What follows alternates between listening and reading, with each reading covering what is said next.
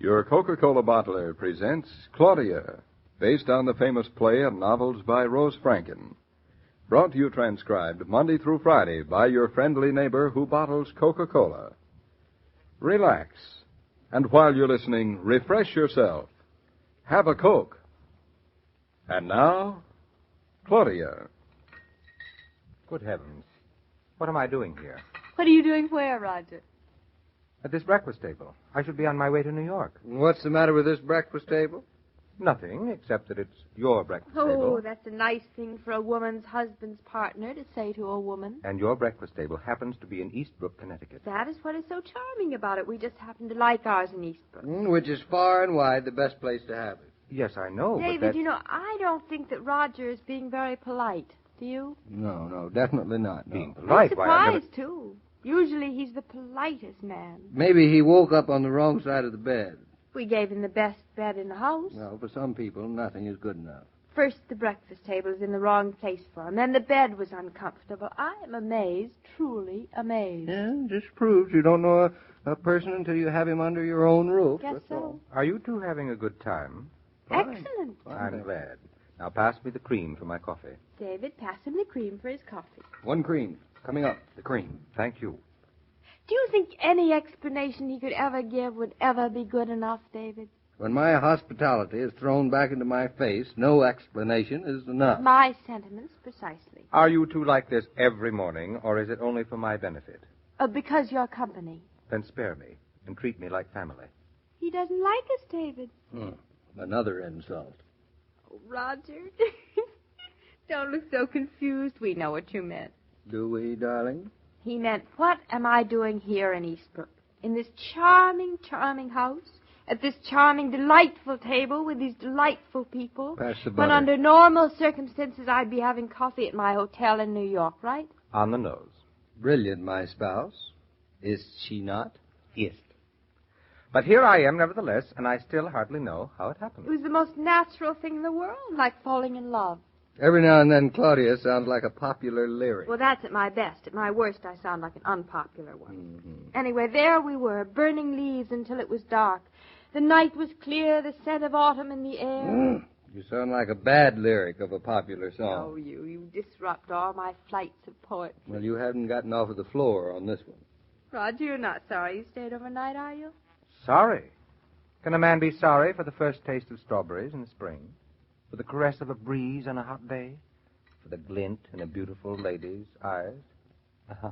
How was that? Ooh, that was terrible. Terrible. Wasn't it so? Claudia's catching. Pass me the marmalade. You don't deserve it, making fun of beautiful sentiments. Here you He's are. jealous. The earthbound are always jealous of eagles and nightingales. Crows and sparrows, you mean. Never mind. You and I, Claudia, we understand each other. How about another piece of toast, Roger? Oh, you're as bad as your husband. Here I am making beautiful compliments to you, and you plague me to have another piece of toast. You sounded hungry. That is the end. Oh, no, we have some more right over here. Besides, it was compliment enough that you spent the night with us. I'll have the toast. Well, don't try to talk with your mouth full, Claudia. Thank you, You David. know, I love this old house. It was the house he stayed for, David, not for us. Certainly not you, but for these original beams and hand-hewn floors, that handsome brassware on the doors. They're worth spending a night with. Well, anytime, Roger. Anytime you like. We wouldn't have them except for you. I don't like to be banal. I should be on my way back to town, or Lottie will scold. Oh, no need to rush off. It's only, let's see, 8:45. Only. Mm-hmm. Fine for you to say only. You're staying home to fritter your time away with nature. But I have to drive all the way into town. Now, don't you wish that you, Roger, were like me and that you had a concussion and a mending collarbone, Yes, I can see its advantages. But back to the city for me. No excuses for poor old Gillian. Have another cup of coffee first. Come on. Anything to delay my departure a moment. I accept the coffee. Good. Roger, remember the day that you told me about this place? I remember well. The last thing I wanted to do was buy a farm. We just got settled in our apartment. Milk at the door, the laundry right in the house, the mail delivered, no hot water, heating to worry about. It was awful, only I didn't know enough to know it. I didn't know enough to know it at your age either. But I knew it when I spoke to David that morning. The minute I saw this farm, the brook, the tall elms, the hill beyond the barn, and this house, small, intact, waiting in the bend of the road. As soon as I saw it, I recognized all the things my life had never had. We have those things, David and I. I know, and I'm glad for you. Hang on to them, with your lives. Oh, good heavens, I'm still here. You certainly are. And still talking. You certainly are. What a dreadful old man I'm getting to be. Well, I guess there's no way to delay it any longer. I must be on my horse and back to New York. We hate to see you go, Roger. I hate to go. But I must. Frankly, I'm terrified. Lottie will scold if I get to the office too late. You talk about that secretary of yours as if she were a watchdog and a time clock all in one. With a serpent's tongue thrown in for good measure. Still, I wouldn't trade her in for a different model, would you, Roger? Not on days when my liver is good. Enough talk. Goodbye. Call me if anything comes up. I will. That air. Take some of it with Nice day. It'll be warmer at noon. A real autumn sky. So blue. you. Yeah, that's ours. He's always a little off schedule. Like the rest of us. Too late or too early. Well, I came without luggage, so I leave without luggage. Your birds haven't flown south, have they? Not yet. I'm going to try and talk them into staying. Let me know how it turns out. Well, you've really done wonders to this place. No, you don't have to go. Why don't you stay? Where? Here, of course. Here? Yeah. But I have to go to New York. Do you? Haven't I just been telling you? No. What do you mean, no? All you've been telling me is how much you'd like to stay out here and spend the day and maybe a few more. But I must go to New York. Why? To run my business. Our business. Sheer conceit. Have you any appointments today? A lunch appointment. Social? Business. Social. Combined. Uh-huh. Nothing.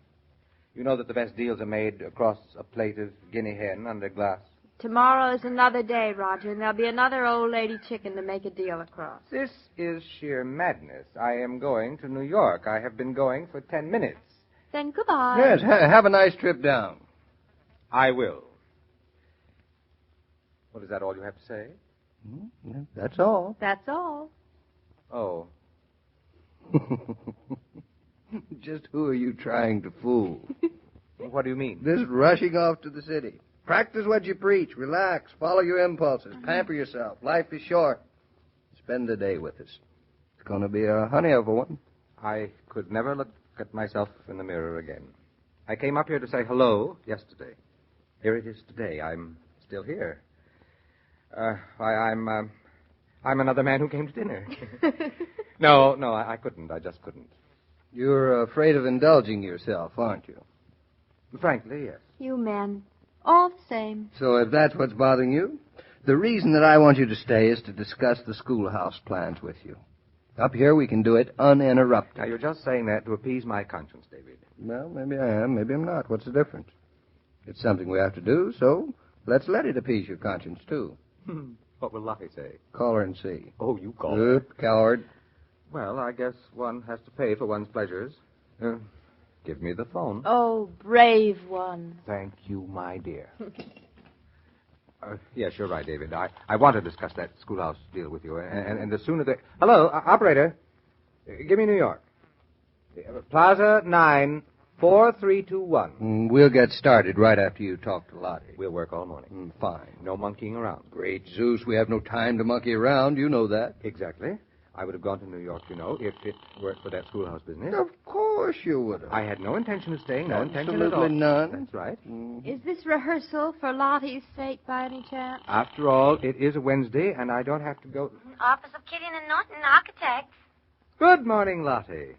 This is Mr. Killian speaking. Oh, good morning, Mr. Killian. How are you? Oh, I'm fine. That's good. Bad enough for one half of the partnership to be absent, isn't it? You can't afford to be not feeling so good, can you? No, I can't.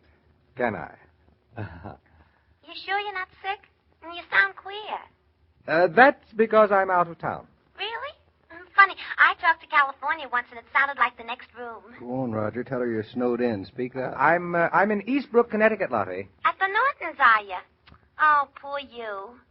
What did you say? Oh, the Naughton's are okay, but the country. How can you stand it on a nice day like this? Gosh, this is perfect weather for New York. The sun shining and everything. You don't like the country? I should say I don't. All that air and so many trees. I get claustrophobia. Or is that from dogs? Anyway, I don't like it. When are you coming back? Well, you see, our... Don't tell me you're stuck out there. Well, in a way, yes. I agree with everything you've said, Lottie, but duty calls. Mr. Naughton and I have some work we're going to buckle down to together, and since he can't come into town, the mountain has come to Mohammed. Roger, you're doing it beautifully. Something's fishy. You still sound queer. I can't help how I sound. Mr. Naughton and I are going to have to work on a new commission. Work through the whole day. So you have to break my lunch date and hold the fort. Oh, heck, I can run the business all right for you, but it's breaking my heart. What is? You having to miss such a nice day in the city just to work. Say, how's Mr. Naughton? Well, he's fine. He'll be coming back to town any day now. Tell him I miss him, if you please. And don't worry about nothing, Mr. Killian. Everything is under Lottie's thumb, so it's okay. Thank you, Lottie. Thank you very much. Oh, and thank your thumb for me, too. You're a card, Mr. Killian. Well, take it easy, and don't work too hard. It don't pay. You're so right. Goodbye, Lottie. Goodbye, Mr. Killian. My regards to all.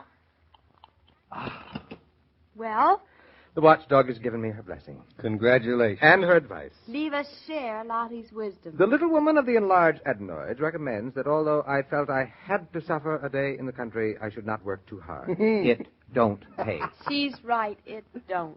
In that case, Roger, take off your hat. Forget all about the schoolhouse. Forget your conscience.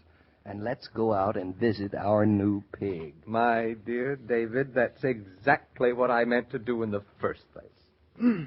A day in the country. What am I doing here? It's wonderful. One worker tells another the advantages of Coca-Cola on the job. One housewife tells another that it's a good idea to work refreshed at home. For a good idea catches hold fast. Keep your refrigerator well supplied and let ice-cold Coke help you work refreshed. Well, Mr. King, would you believe it? I'm still here. Indeed, I do believe it. I'm not the least surprised. Frankly, neither am I. Yes, this is the place to live for men, women, and children. I think especially for the children. Little Bobby Naughton will grow up to appreciate it. Yes, and David can't wait for that day. In the meantime, he's sort of taken a course in fatherhood from little Jimmy. Oh, that's the lad with whom he went fishing, David told me. Well, tomorrow it's not fishing, it's hunting. Perhaps I'll still be around to hear about it myself. Now, off to the barn. See you, Mr. King. Yes, sir. See you, Mr. Killian, and have a good time with that pig. As I was about to say, every day, Monday through Friday, Claudia comes to you transcribed with the best wishes of your friendly neighbor who bottles Coca-Cola. So listen again tomorrow at the same time. And now this is Joe King saying au revoir. And remember, whoever you are, whatever you do, wherever you may be, when you think of refreshment, think of Coca-Cola. For Coca-Cola makes any pause the pause that refreshes. And ice-cold Coca-Cola is everywhere. This broadcast of Claudia was supervised and directed by William Brown Meloney. And now, here's a word from your friendly neighbor who bottles Coca-Cola.